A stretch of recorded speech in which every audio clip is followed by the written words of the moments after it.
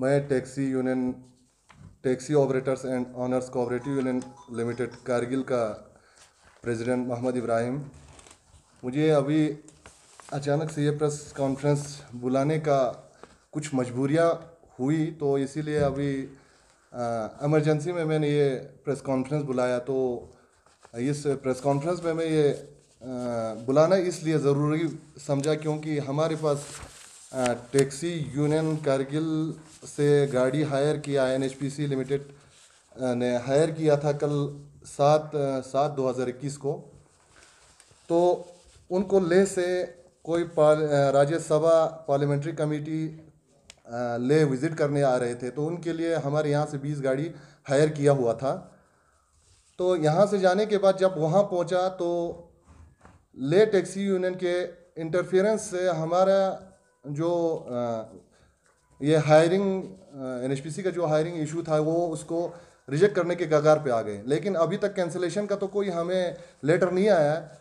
फिर भी हमने सुनने में आया है हमें कि वहाँ पे हिमाचल नंबर की गाड़ियाँ और बाकी सारी गाड़ियाँ आए हुए हैं। तो हम यही चाहते हैं कि हमारा जो गाड़ियाँ यहाँ से गए हैं तो उनको रिजेक्ट वो ले यूनियन इसलिए हमें अलाउ नहीं कर रहे क्योंकि वो नहीं चाहते कि हम इनर रूट्स ऑफ लद्दाख चलें, क्योंकि हमारा जो कारगिल जो है वो लद्दाख में ही आता है। तो हमें तो ये कॉन्स्टिट्यूशनल राइट है और हमारे पास परमिट भी है यूटी लद्दाख का।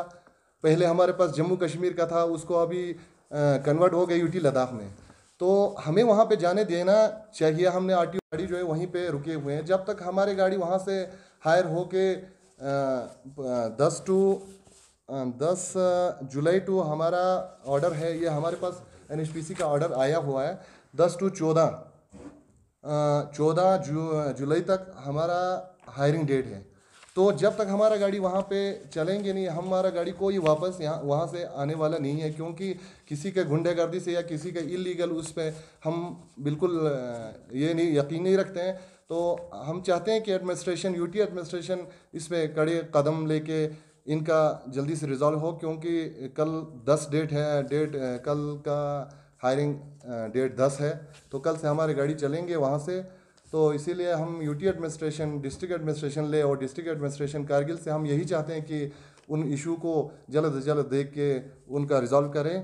तो इसीलिए हमको ये मजबूरी में अभी शाम का टाइम है तो यहाँ पे प्रेस कॉन्फ्रेंस करना पड़ा।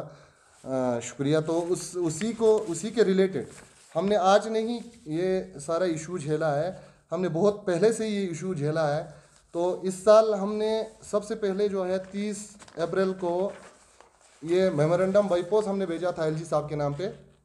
तो वहाँ से भी कोई अभी 2 महीना गुजर गए, रिस्पांस नहीं आया। तो अभी रिसेंटली जब एलजी साहब यहाँ कारगिल में विज़िट के लिए आए थे तो उनसे टाइम लेके हमने 5 तारीख को ये फिर से यही मेमोरेंडम जो है हमने सबमिट किया था, लेकिन उसका भी कोई हमें रिस्पांस अभी तक देखने को नहीं मिला। तो आज अचानक हमें इस तरह से वहाँ रिजेक्शन के कगार पे आने से हमको ये प्रेस कॉन्फ्रेंस बुलाना पड़ा। तो हमने उसी वक्त आज दिन भर हम डिस्ट्रिक्ट मजिस्ट्रेट, हमारा अपना डिस्ट्रिक्ट मजिस्ट्रेट कारगिल से भी हमने रिक्वेस्ट की, उनके पास भी हमने एप्लीकेशन छोड़ी। तो उन्होंने फॉरवर्ड किया है कमिश्नर सेक्रेटरी ट्रांसपोर्ट डिपार्टमेंट को। तो उसका अभी तक तो वो फॉरवर्ड किया है, लेकिन जवाब क्या आया है वो हमें मालूम नहीं। एसपी साहब के पास भी गए, एआरटीओ साहब के पास भी गए हैं हम।